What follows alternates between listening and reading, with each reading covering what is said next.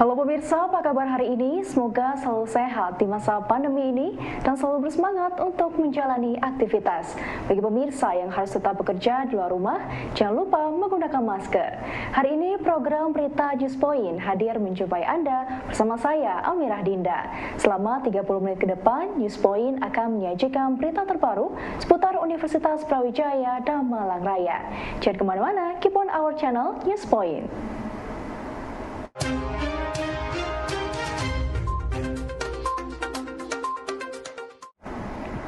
Pemirsa, sebagai upaya menjangkau pengungsi gempa yang belum mendapatkan bantuan di kawasan Cianjur, Dharma Wanita UB memberikan motor trail kepada tim IMT UB yang rencananya akan memberikan bantuan kepada para korban gempa selama 1 minggu ke depan. Tidak hanya itu, IMT UB juga membawa perlengkapan seperti selimut, terpal, baju, obat-obatan, serta 1 tangki air bersih untuk membantu para korban gempa. Alhamdulillah kita menerima banyak sekali bantuan dari teman-teman seluruh Sivitas Akademika Universitas Brawijaya berupa selimut, terpal, kemudian kebutuhan baju untuk bayi, anak-anak maupun dewasa. Termasuk motor trail yang kita bawa ke sana ada 3 buah karena untuk menjangkau daerah-daerah yang belum bisa dilalui oleh kendaraan roda 4. Jadi satu motor trail dari sumbangan ibu-ibu Dharma Wanita Universitas Brawijaya. Jadi terima kasih atas bantuannya. Ada bantuan dana yang nanti akan kita salurkan dari beberapa alumni Fakultas Kedokteran dan dari alumni fakultas-fakultas yang lain di seluruh Universitas Brawijaya, termasuk bantuan obat-obatan serta logistik berupa beras, minyak, dan banyak lagi yang akan kita bawa. Makanya juga armadanya yang kita berangkatkan banyak ya, Dr. Arik ya, Dr. Samsu ya. Jadi ada berapa mobil? Kira-kira? Ada total ada 4 ini. Ada 4 mobil, 1 tangki air bersih. Sebagai respon cepat tanggap, IMT UB turut serta membantu para korban gempa yang melanda kawasan Cianjur. Selama seminggu, tim yang beranggotakan 19 orang dari Fakultas Kedokteran, Ilmu Kesehatan, serta Ilmu Psikologi ini akan membantu para korban dengan memberikan pelayanan kesehatan kepada orang dewasa dan anak-anak, memberikan air bersih, serta memberikan pelayanan dukungan kesehatan jiwa. Rencananya sampai dengan hari Rabu minggu depan. Kemudian kita lebih menyasar kepada kesehatan komunitas karena ini masuk di minggu yang kedua. Jadi mungkin untuk hal-hal yang emergensi sudah terlewati, kita lebih mengarah kepada kesehatan komunitas dari para pengungsi.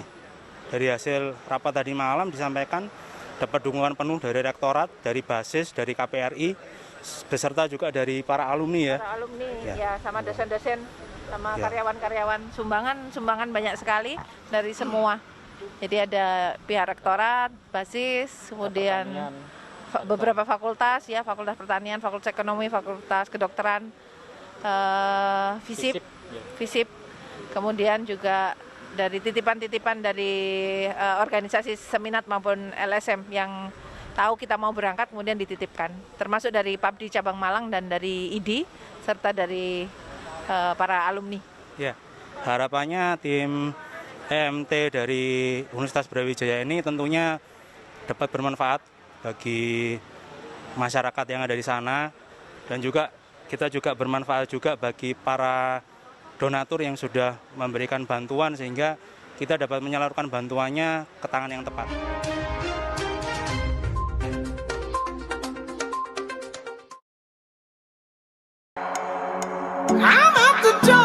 It's a brand new day. No bad vibes gonna get in my way. Nah, apa sih seafood? Penasaran kan? Langsung ikutin keseruannya ya. Pengalaman unik apa sih yang pernah Mas Dandi alami ketika membangun atau menjalankan usaha ini?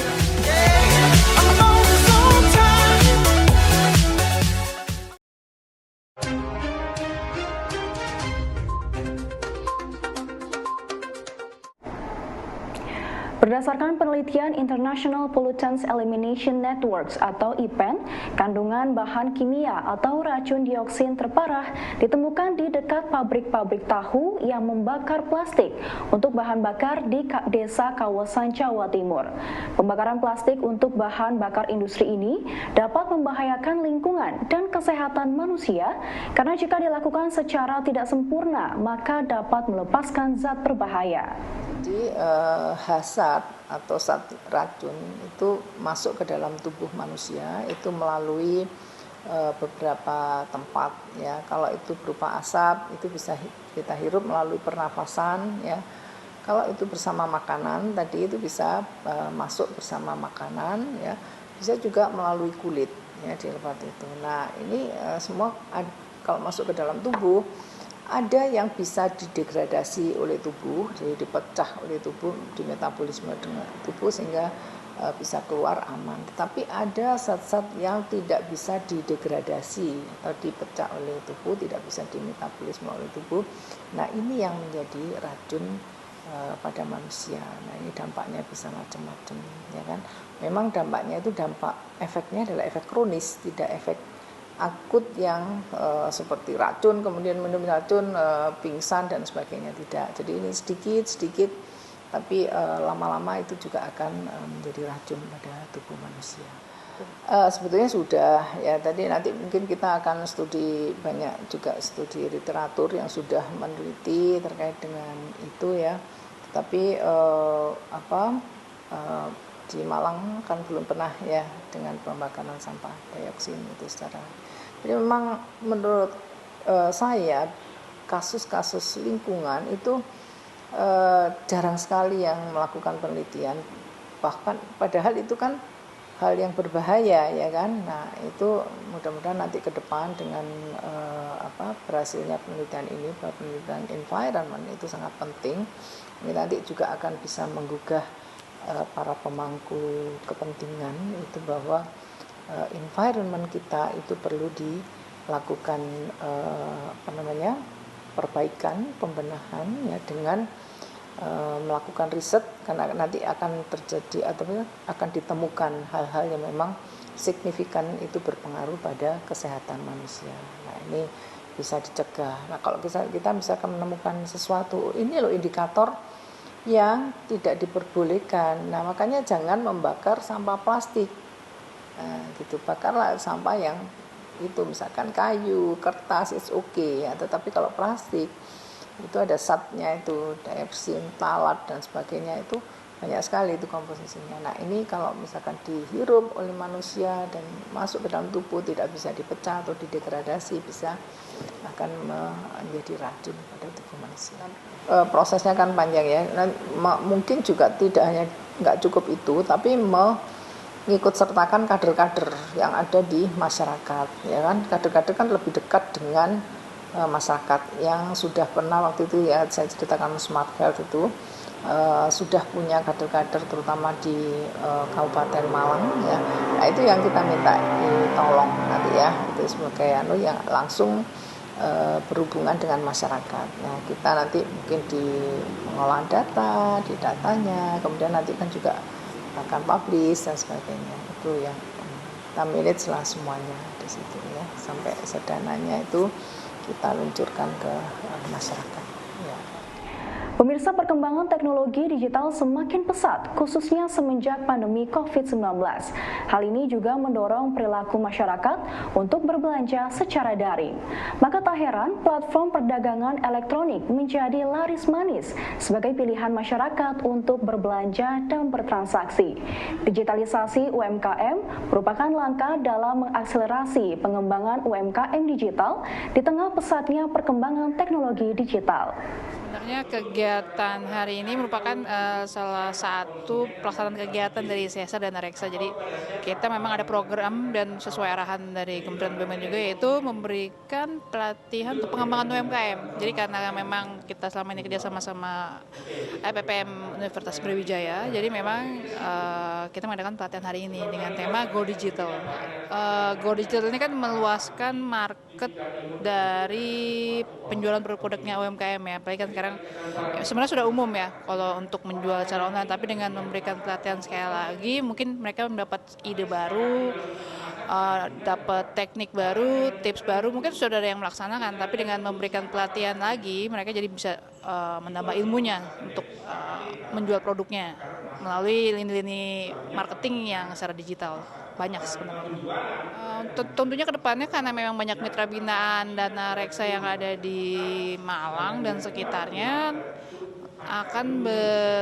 kita kan bekerja sama terus terutama untuk mengembangkan UMKM, karena memang kan juga arahan pelaksanaan CSR dari kementerian juga ada pengembangan UMKM. Tentunya karena mitra binaan di Malang ya tentunya kita akan bersama dengan UB untuk hal tersebut. Harapannya tentunya para mitra binaan yang setelah mengikuti pelatihan hari ini mereka mendapat ide baru, seperti tadi saya bilang, dapat ide baru, dapat ilmu baru. Mereka misalnya hanya jualan tadi cuma di Tokopedia jadi ke Shopee atau nambah lagi ke Instagram dan lain-lain, jadi cuma tidak terpaku pada satu sisi media sosial aja atau satu sisi dari digital marketing aja, tapi dapat pengalaman baru juga sih. Ketika kita ketemu orang baru tentunya mereka akan dapat ide baru juga. Jadi harapannya mereka semakin berkembang, mereka dapat naik kelas, dalam artian naik kelas bisa nambah omset, nambah lini produk, nambah pegawai dari penjualan yang meningkat, seperti itu sih. Harapan tentunya dari UB nanti juga memberikan pendampingan juga, mungkin memberikan solusi, misalnya ada mitra binaan yang memiliki ingin berkonsultasi seperti itu ya, pendampingan. Itu harapannya UB dapat mendampingi para mitra binaan dari Dana Reksa. Pemirsa, bila umumnya pusat gempa yang sering terjadi di tanah air berada di pesisir atau laut lepas, namun kali ini justru di daratan. Munculnya pusat gempa di daratan ini selain sumber gempa berada pada zona subduksi, juga ada sumber-sumber gempa berupa sesar-sesar aktif yang berada di darat.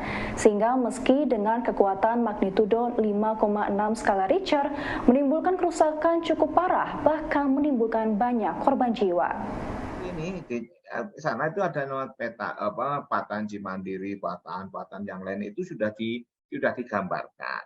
Nah, patahan itu artinya patahan relatif aktif lah, termasuk yang kita itu patahan Probolinggo itu ada juga itu di petanya sudah gambarkan itu. Nah, kalau ada itu mestinya sudah kita mulai ya terus antisipasi lah. Yang kedua, patahan itu ada di dangkal, ada di darat. Jadi gempa darat itu sangat lebih berbahaya untuk infrastruktur kerusakannya dibandingkan dengan gempa yang pusatnya di laut. Ya karena apa? Misalnya kalau di darat itu dangkal. Dangkal walaupun 6 itu dangkal, kalau dangkal itu akan memberikan dampak yang lebih parah daripada yang di laut. Nah, seperti dulu patahan opak skala itu yang di Jogja itu yang menggaris bulu sampai arah Delanggu, Klaten itu juga begitu, rusaknya sangat parah. Itu harusnya sudah ya antisipasi lah. Dan dari video-video itu ternyata rekahannya itu menggaris sesuai dengan patahan Cimandiri itu yang rusak adalah pada satu garis, relatif satu garis itulah yang dan pergeserannya itu cuma sedikit. Walaupun bergeser sedikit, tapi kalau katakan 2 cm, 3 cm katakan, itu kalau bangunan kan sudah hancur. Nah itu yang jadi itu tadi prediksi mungkin potensi iya. Nah selanjutnya sebetulnya adalah masalah kebijakan. Nah kalau selanjutnya itu sudah ada dipetakan, ada potensi seperti ini. Nah sekarang kebijakan pemerintahnya bagaimana kan? Nah kita masih ingat adanya sebetulnya ada pentahelik itu ya, tidak bisa oleh pemerintah sendiri, harus pemerintah ya, dunia usaha, wartawan, media massa, relawan, dan juga akademisi. 5 itu sebetulnya yang ikut mempunyai tanggung jawab lah. Masyarakat sendiri, pemerintah, relawan atau akademisi, dunia usaha, dan apa satu ya, pokoknya ada 5 itu. 5 itu jadi tidak bisa pemerintah serahkan secara langsung, semuanya itu mempunyai tugas dengan porsinya masing-masing.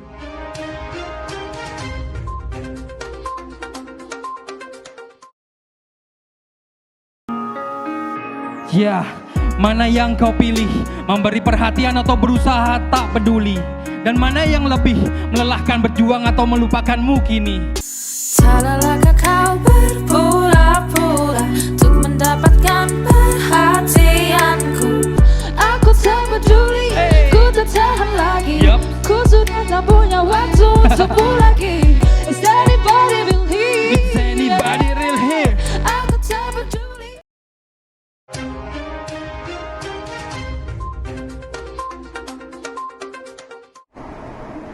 Pemirsa, karena aktivitas sesar di daerah Cianjur menimbulkan gempa, tentu akan berdampak guncangan pada bangunan yang berada di atas zona sesar. Agar dapat mengantisipasi hal tersebut, pemerintah dihimbau untuk menata ruang daerah yang dilintasi patahan aktif agar kedepannya dapat meminimalisir kerusakan bangunan akibat gempa. Sudah dipetakan itu jalurnya lewat sini, jalur patahnya itu lewat sini itu sudah ada, tetapi ya itu tadi balik lagi ke pemerintah dan kebijakan masyarakat. Masyarakat mengatakan, nah saya kalau disuruh pindah, saya mau pindah kemana? Wong tanah saya hanya ini, kan pikir gimana? Saya mau dipindah kemana? Kalau dipindah, tapi yang dekat dengan tempat kerja saya kan, atau saya nggak punya tempat yang lain, kalau dipindah ya berarti pemerintah harus bertanggung jawab. Sementara pemerintah kan harus biasanya tidak bisa menanggung kesemuanya kan gitu. Jadi itu mulai dari izin bangunannya yang daerah panjang itu sudah dipatok, intinya jangan membuat bangunan di sepanjang jalur ini, begitu aja sebetulnya sejak awal itu banyaknya itu kan karena sepanjang jalur itu yang rusak, yang parah itu.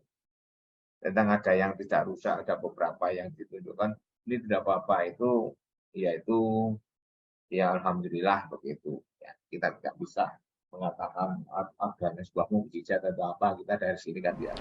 Sempat molor selama 3 tahun, Museum HAM Omah Munir di Kota Batu akan segera dibuka.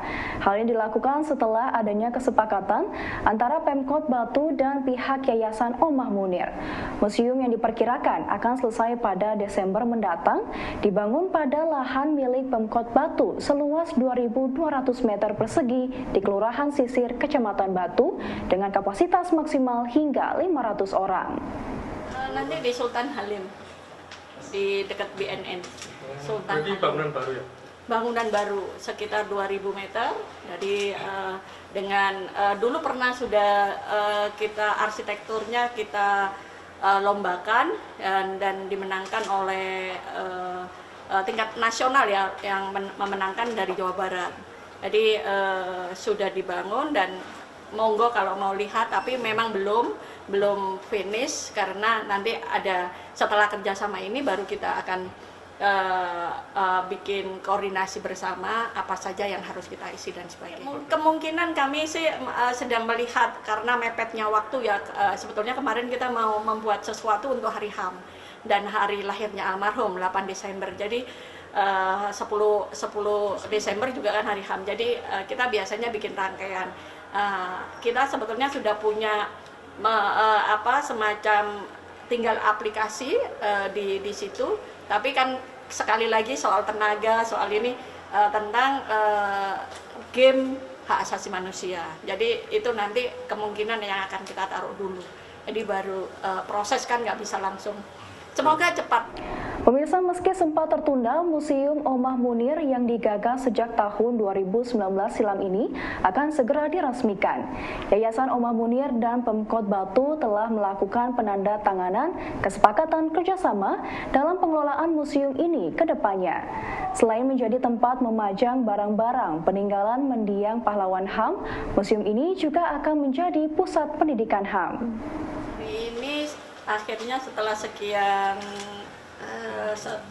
plus pandemi ya, hitungannya udah sekian tahun ya, 2 menuju 3 tahun, akhirnya ditandatanganilah kesepakatan bersama antara Yayasan Museum HAM Munir dengan pemerintah Kota Batu untuk meresmikan kerjasama kami mengelola Museum HAM Munir Kota Batu. Jadi ini bagian dari rencana yang memang selama ini sudah kita bicarakan untuk membuat museum ini menjadi center pendidikan HAM di Indonesia.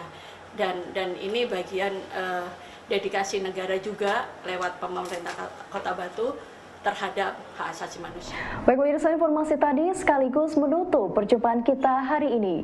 Jangan lupa saksikan News Point setiap hari pukul 19.30 waktu Indonesia Barat hanya di WTV, Televisi Pendidikan Universitas Brawijaya. Saya Amirah Dinda dan seluruh kru yang bertugas pamit undur diri. Tetap patuhi protokol kesehatan, wajib menggunakan masker. Terima kasih dan selamat beraktivitas.